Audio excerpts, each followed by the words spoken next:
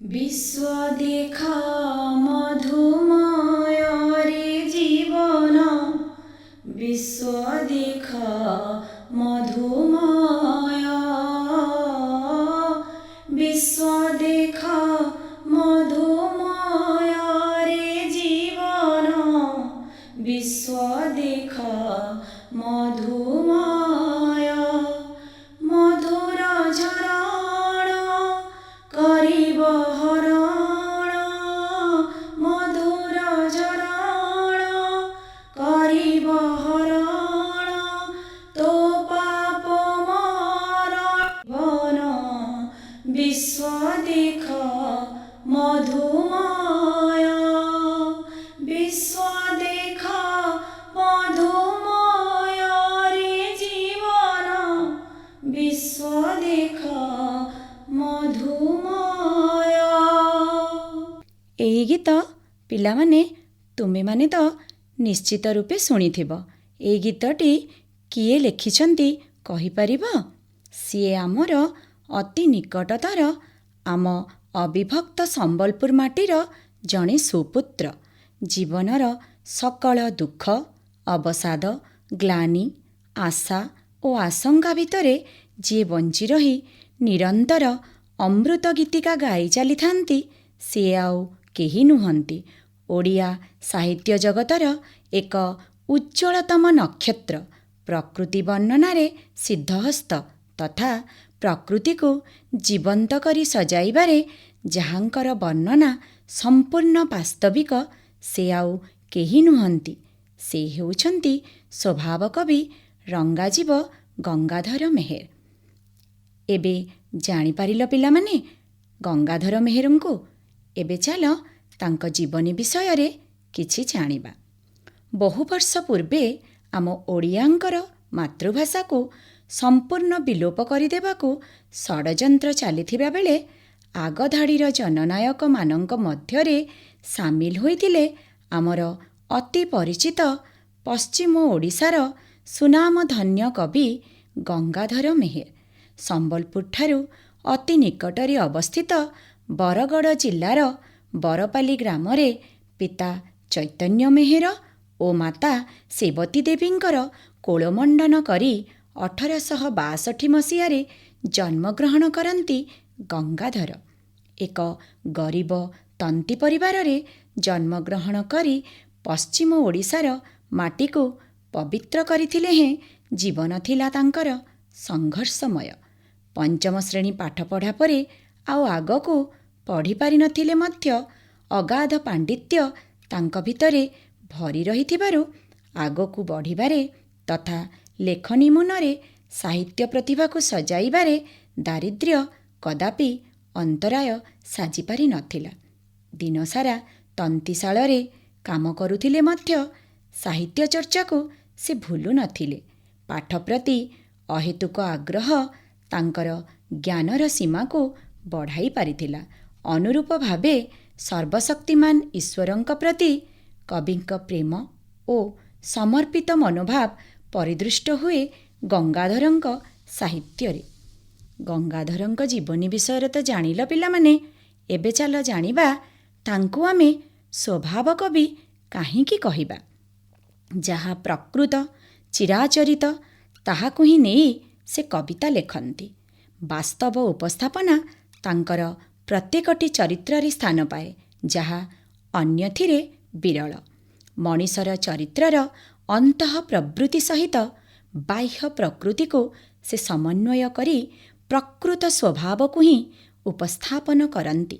ଏହାର ଏକ ସୁନ୍ଦର ଉଦାହରଣ ହେଉଛି ତାଙ୍କର ତପସ୍ୱିନୀ କାବ୍ୟ। ଏବେ ଚାଲ ପିଲାମାନେ ଆମେ ତାଙ୍କ ବୈବାହିକ ଜୀବନ ସମ୍ବନ୍ଧରେ ଜାଣିବା। ମାତ୍ର 10 ବର୍ଷ ବୟସରେ ସେ ଶାନ୍ତି ଦେବୀଙ୍କୁ ବିବାହ କରିଥିଲେ। ତାଙ୍କ ମୃତ୍ୟୁ ପରେ ଚମ୍ପା ଦେବୀଙ୍କୁ ସେ ଦ୍ୱିତୀୟ ଥର ବିବାହ କରିଥିଲେ। ତାଙ୍କର 2 ଜଣ ପୁତ୍ର ଥିଲେ, ସେମାନେ ହେଉଛନ୍ତି ଅର୍ଜୁନ ମେହେର ଓ ଭଗବାନ ମେହେର। ବାଲ୍ୟ ବିବାହ ପ୍ରଥା ଯୋଗୁଁ ସେ ଖୁବ୍ ଶୀଘ୍ର ବିବାହ କରିଥିଲେ। ଆର୍ଥିକ ପରିସ୍ଥିତି ସ୍ୱଚ୍ଛଳ ନଥିବା ଯୋଗୁଁ ସେ ତାଙ୍କ ବାପାଙ୍କୁ ବୁଣାବୁଣି କାର୍ଯ୍ୟରେ ସାହାଯ୍ୟ କରୁଥିଲେ। ଏବେ ଚାଲ ପିଲାମାନେ ତାଙ୍କର ଚାକିରି ଜୀବନ ସମ୍ବନ୍ଧରେ ଜାଣିବା। ଜାଣିଛ ପିଲାମାନେ, ମାତ୍ର 23 ବର୍ଷ ବୟସରେ ସେ ବରପାଲି ଜମିଦାରଙ୍କ ଅଧୀନରେ ମାତ୍ର 7 ଟଙ୍କା ବେତନରେ ଅମିନ କାର୍ଯ୍ୟରେ ନିଯୁକ୍ତ ହୋଇଥିଲେ। 37 ବର୍ଷ ବୟସରେ ସରକାରଙ୍କ ଅଧୀନରେ ଜୁଡ଼ିସିଆଲ ମୋହରିର ପଦରେ ନିଯୁକ୍ତି ପାଇଥିଲେ। 55 ବର୍ଷ ବୟସରେ ସେ ସରକାରୀ କାର୍ଯ୍ୟରୁ ଅବସର ନେଇ ପେନ୍ସନ୍ ପାଇଲେ। ଜୀବନସାରା କର୍ମ କରି ସେ ନିଜର କର୍ମଦକ୍ଷତାର ପରିଚୟ ପ୍ରଦାନ କରିପାରିଛନ୍ତି। ଏହାପରେ ସେ 1917 ମସିହାଠାରୁ ଭୁଲିଆ ଜାତିର ଉନ୍ନତି ପାଇଁ କାର୍ଯ୍ୟ କରିବାରେ ନିଜକୁ ନିୟୋଜିତ କରିଥିଲେ। ପିଲାମାନେ, ତୁମେ ସମସ୍ତେ ତ ସାହିତ୍ୟ ବିଷୟ ନିଶ୍ଚୟ ପଢ଼ୁଥିବ। ଆଉ ଏଇ ବିଷୟଟି ତୁମ ସମସ୍ତଙ୍କୁ ନିଶ୍ଚିତ ରୂପେ ଭଲ ଲାଗୁଥିବ, କାରଣ ଏହା ଅତ୍ୟନ୍ତ ରସଯୁକ୍ତ। ଗୀତ, ଅଭିନୟ, କାହାଣୀ ମାଧ୍ୟମରେ ତୁମ ସାହିତ୍ୟ ଶିକ୍ଷକ ତୁମକୁ ପଢ଼ାଉଥିବେ ନିଶ୍ଚୟ। ସାହିତ୍ୟ କହିଲେ କେତେ ଦୂର ପର୍ଯ୍ୟନ୍ତ ଭାବିବାକୁ ପଡ଼େ ପିଲାମାନେ କେବେ ଚିନ୍ତା କରିଛ? ସେଥିରେ ଭାଷାର ସୃଷ୍ଟିଠାରୁ ଆରମ୍ଭ କରି ଗଭୀର ସାହିତ୍ୟର ମର୍ମବେଦୀ ସଂଜ୍ଞା ମଧ୍ୟ ଦୃଷ୍ଟିଗୋଚର ହୁଏ।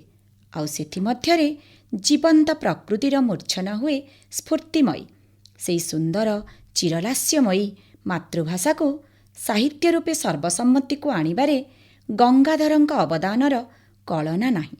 ମାତୃଭାଷା ଦ୍ୱାରା ପ୍ରତ୍ୟେକ ଓଡ଼ିଆର ହୃଦୟର ନିଭୃତ କୋଣ ପରିପୂର୍ଣ୍ଣ ହୋଇଉଠେ ଏବଂ ଦେଶବାସୀଙ୍କର ସମ୍ମାନ ମଧ୍ୟ ବଜାୟ ରହେ।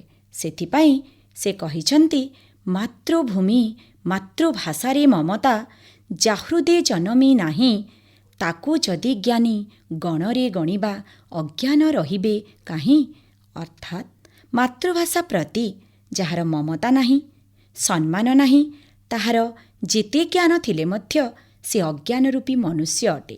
ଜଗତରେ ବଡ଼ ହେବା ପାଇଁ ଯଦି ପିଲାମାନେ ତୁମେ ଆଶା ସଞ୍ଚାର କର, ତେବେ ପ୍ରଥମେ ତୁମର ମାତୃଭାଷାକୁ ଉନ୍ନତ କରିବାକୁ ହେବ।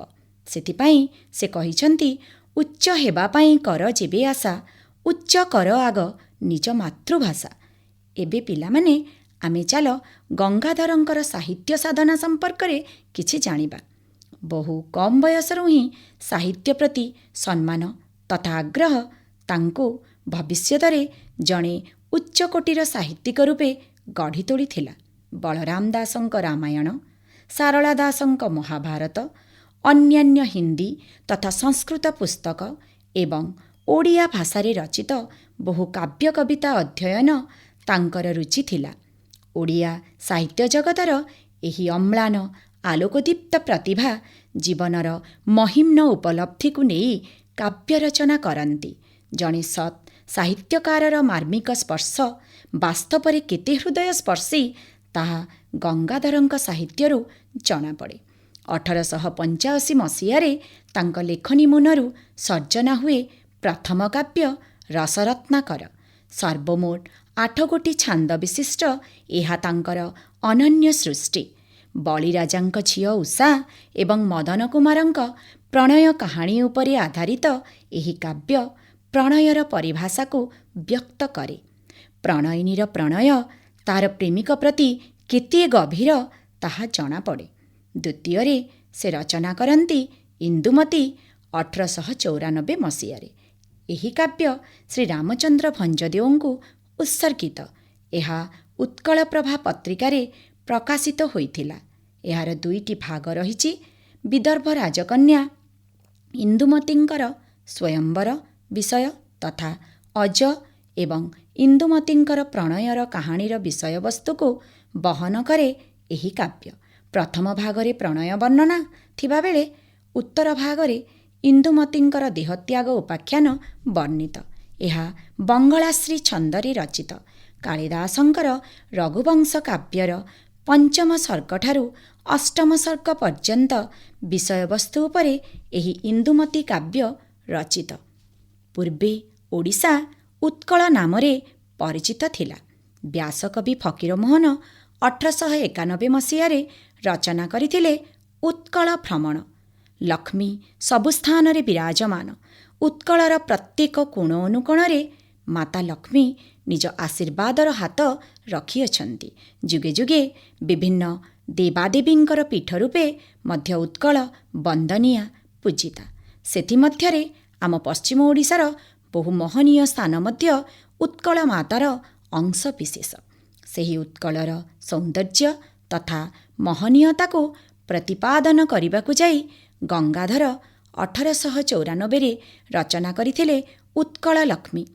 ଉତ୍କଳ ଭୂମିରେ ଓଡ଼ିଆ ଭାଷାର ପୁନଃଜାଗରଣ ନିମନ୍ତେ 1903 ମସିହାରେ ପ୍ରତିଷ୍ଠା ହୋଇଥିଲା ଉତ୍କଳ ସମ୍ମିଳନୀ। ଓଡ଼ିଆ ସାହିତ୍ୟର ଜଣେ ବିସ୍ମୟକର ପ୍ରତିଭା ରୂପେ ଅବତୀର୍ଣ୍ଣ ହୋଇ ସମୁଦାୟ 7 ଗୋଟି ସର୍ଗ ଅନ୍ତର୍ଗତ ମହାଭାରତର ବିରାଟ ପର୍ବରୁ ଗୃହୀତ ବିରାଟ ନଗରୀର ବର୍ଣ୍ଣନା କରି କାବ୍ୟ ରଚିଲେ କୀଚକ ବଧ। ଏହାର ପ୍ରଥମ ଓ ଦ୍ୱିତୀୟ ସର୍ଗ ଅତ୍ୟନ୍ତ ଗୁରୁତ୍ୱପୂର୍ଣ୍ଣ ହେବା ସଙ୍ଗେ ସଙ୍ଗେ ହୃଦୟସ୍ପର୍ଶୀ ମଧ୍ୟ। ପ୍ରଥମ ସର୍ଗରେ ବିରାଟ ନଗରୀର ସୌନ୍ଦର୍ଯ୍ୟ ବର୍ଣ୍ଣନା ସ୍ଥାନ ପାଇଥିବା ବେଳେ ଦ୍ୱିତୀୟ ସର୍ଗରେ ବସନ୍ତ ବର୍ଣ୍ଣନା ଅତ୍ୟନ୍ତ ଉଚ୍ଚ କୋଟିର, ଯାହା କବିଙ୍କର ବର୍ଣ୍ଣନା ପାଟବତା ଓ କାବ୍ୟିକ ଶୈଳୀର ପରିଚୟ ପ୍ରଦାନ କରେ।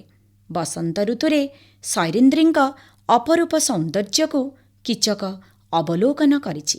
ଏଠାରେ କୀଚକ ଦୈତ୍ୟ ନୁହେଁ କି ନାରୀ ପିପାସୁ ମନୁଷ୍ୟ ନୁହେଁ, ବରଂ ରାକ୍ଷସ ହୋଇ ମଧ୍ୟ ପ୍ରେମିକ ସାଜିଛି। ସେ ସୌନ୍ଦର୍ଯ୍ୟ ପିପାସୁ ହୋଇ ଉପର ମହଲାରୁ ସୈରିନ୍ଦ୍ରୀଙ୍କର ସୌନ୍ଦର୍ଯ୍ୟକୁ ଅବଲୋକନ କରିଛି। ଏହାଛଡ଼ା ଏଥିରେ କନକ ଦୁର୍ଗା ଉତ୍ସବ, ରାଣୀ ସୁଦେଷ୍ଣାଙ୍କ ବସନ୍ତ ଉତ୍ସବକାଳୀନ ନୌକା ବିହାର ବର୍ଣ୍ଣନା, ସନ୍ଧ୍ୟା ବର୍ଣ୍ଣନା ଆଦି ସ୍ଥାନିତ ହୋଇଛି। ପିତାଙ୍କ ସତ୍ୟରକ୍ଷା କରିବାକୁ ଯାଇ 14 ବର୍ଷ ବନବାସ ବିତାଇଥିବା ମର୍ଯ୍ୟାଦା ପୁରୁଷୋତ୍ତମ ଶ୍ରୀରାମଚନ୍ଦ୍ରଙ୍କର ବିଦାୟକାଳୀନ ଦୃଶ୍ୟ ତଥା ରାମଙ୍କ ବନବାସ ପରେ ରାଜା ଦଶରଥଙ୍କର ଶୋକାକୁଳ ହୃଦୟ ଏବଂ ଅଯୋଧ୍ୟାବାସୀଙ୍କର କରୁଣ ପରିସ୍ଥିତିକୁ ଅତି ସୁନ୍ଦର ଭାବରେ ନିଜ ଲେଖନୀ ମୁନରେ ସଜାଇ ପାରିଥିଲେ ଗଙ୍ଗାଧର ନିଜ କାବ୍ୟ ଅଯୋଧ୍ୟା ଦୃଶ୍ୟରେ। ଏହା ଏକ ଖଣ୍ଡକାବ୍ୟ ଯାହାକି 1910 ମସିହାରେ ରଚନା କରାଯାଇଥିଲା। ଠିକ୍ ସେହିପରି 1912 ମସିହାରେ ଅନେକ ଗୁଡ଼ିଏ କବିତାର ସଂଯୋଜନା, ଯେଉଁଥିରେ ରହିଛି ଅନେକ ଋତୁ ବର୍ଣ୍ଣନା ତଥା ପ୍ରାକୃତିକ ଶୋଭା ସମ୍ପଦର ବିଶଦ ବର୍ଣ୍ଣନା ଉପରେ ଆଧାରିତ କାବ୍ୟ କବିତା କଲ୍ଲୋଳ ରଚନା କରନ୍ତି ଗଙ୍ଗାଧର। ପିଲାମାନେ, ପ୍ରଥମରୁ ଆମେ ଜାଣିଲେ ଯେ ଗଙ୍ଗାଧର ହେଉଛନ୍ତି ପ୍ରକୃତି କବି। ତାହେଲେ ଏବେ ଚାଲ ଜାଣିବା ପ୍ରକୃତିର ବିଭିନ୍ନ ଉପାଦାନ କିପରି ଜୀବନ୍ତ, ଶାଶ୍ୱତ ତଥା ଚିରନ୍ତନ ବାର୍ତ୍ତା ବହନ କରନ୍ତି ତାଙ୍କ ଲେଖନୀ ମୁନରେ। ସେହିଭଳି ଏକ ସୁନ୍ଦର ପ୍ରକୃତି କାବ୍ୟ 1912-13 ମଧ୍ୟରେ ରଚନା କରନ୍ତି ଗଙ୍ଗାଧର। ରାମାୟଣରେ ରାମଚନ୍ଦ୍ର ସୀତାଙ୍କୁ ପରିତ୍ୟାଗ କଲାପରେ ବାଲ୍ମୀକିଙ୍କ ଆଶ୍ରମରେ ଆଶ୍ରିତା ସୀତାଙ୍କୁ ଉଷା କିପରି ସ୍ୱାଗତ କରିଛି, ତାହା ପୁଣି ପ୍ରକୃତିର ବିଭିନ୍ନ ଉପାଦାନ ମାଧ୍ୟମରେ। ରାମଚନ୍ଦ୍ରଙ୍କ ପାଇଁ ରାଜନନ୍ଦିନୀ ସାଧ୍ୱୀ ସୀତା କିପରି ସବୁକିଛି ପରିତ୍ୟାଗ କରି ତପସ୍ୱିନୀ ହୋଇ ରହିବାକୁ ଆଦରି ନେଇଛନ୍ତି, ତାହା ଦେଖିବାକୁ ମିଳେ ଏହି କାବ୍ୟରେ। ଦାମ୍ପତ୍ୟ ପ୍ରେମର ଏକ ନିଚ୍ଛକ ଚିତ୍ର ହେଉଛି ଉକ୍ତ କାବ୍ୟ। ଏଥିରେ 11 ଗୋଟି ସର୍ଗ ରହିଛି। ସୀତାଙ୍କ ଅନ୍ତଃବେଦନାକୁ ପ୍ରଶମିତ କରିବା ପାଇଁ ଉଷା ଆସି ସ୍ୱାଗତ କରିଛି ସତୀ ସୀତାଙ୍କୁ। ଏବେ ଜାଣିପାରିଲ ପିଲାମାନେ, ଏହା ଗଙ୍ଗାଧରଙ୍କର କେଉଁ କାବ୍ୟ? ଏହା ହେଉଛି ତାଙ୍କର ତପସ୍ୱିନୀ କାବ୍ୟ। ସେଥିରୁ 2 ପଦ।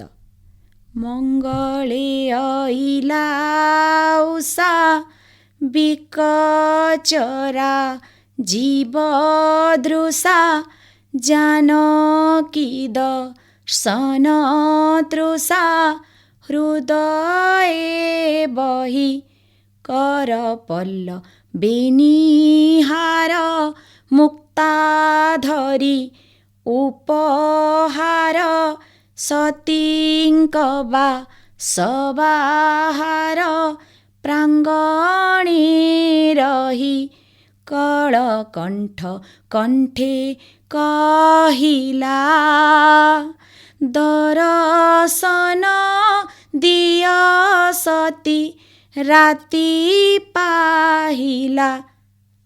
ଆହୁରି ମଧ୍ୟ ଆଶ୍ରମରେ ସ୍ଥିତା ମାତୃବତ୍ସଳା ତପସ୍ୱିନୀ ଅନୁକମ୍ପାଙ୍କ ବାତ୍ସଲ୍ୟ ମମତା ଅତ୍ୟନ୍ତ କମନୀୟ ଓ ବାସ୍ତବ, ଯିଏ ସୀତାଙ୍କ ନିମନ୍ତେ ମାତୃସ୍ଥାନୀୟା।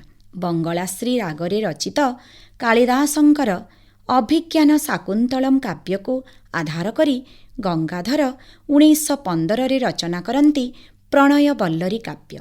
ପ୍ରେମର ପବିତ୍ରତାକୁ ଆଖି ଆଗରେ ରଖି ପ୍ରେମ କେବଳ ଯେ ଦୈହିକ ବାସନା ନୁହେଁ, ଏହା ଏକ ଚିରନ୍ତନ ଶାଶ୍ୱତ ଆଭା ଯାହା ମନୁଷ୍ୟକୁ ବହୁ ସ୍ମୃତିରେ ହଜାଇ ଦିଏ।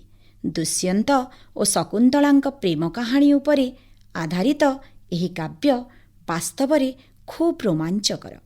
କଣ୍ୱମୁନିଙ୍କ ଆଶ୍ରମରୁ ଶକୁନ୍ତଳା ବିଦାୟ ନେବା ସମୟରେ ଜଣେ ବିଦାୟୀ କନ୍ୟା ପ୍ରତି ପିତାଙ୍କର ଶୋକାଭିଭୂତ ହୃଦୟରୁ ବାହାରିଥିବା ବାର୍ତ୍ତା ହେଉଛି, କହିବା ଲୋକ ତ ମହତ ନୁହଁଇ, ସହିବା ମହତ ଜନ, ଜ୍ଞାନ ଶୂନ୍ୟହୀନ ବାଳକ ବାଳିକା କ୍ରୋଧେ ହୁଅନ୍ତି ଅଜ୍ଞାନ।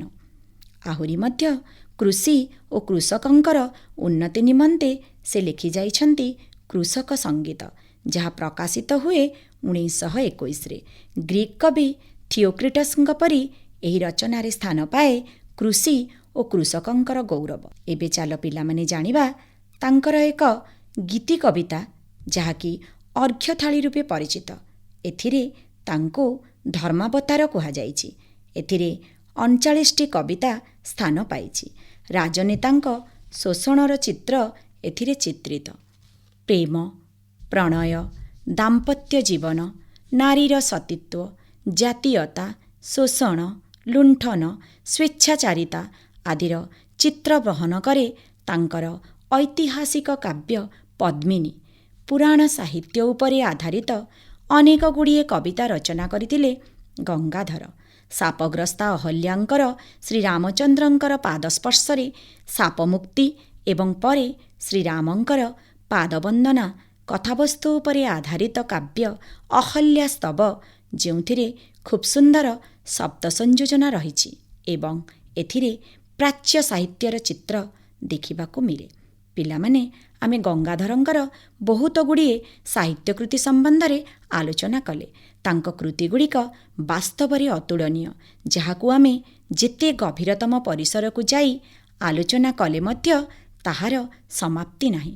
ସେ ଥିଲେ ଅଧ୍ୟାତ୍ମ ବିଦ୍ୟାର ଜଣେ ସଫଳ ଉପଲବ୍ଧିକର୍ତ୍ତା।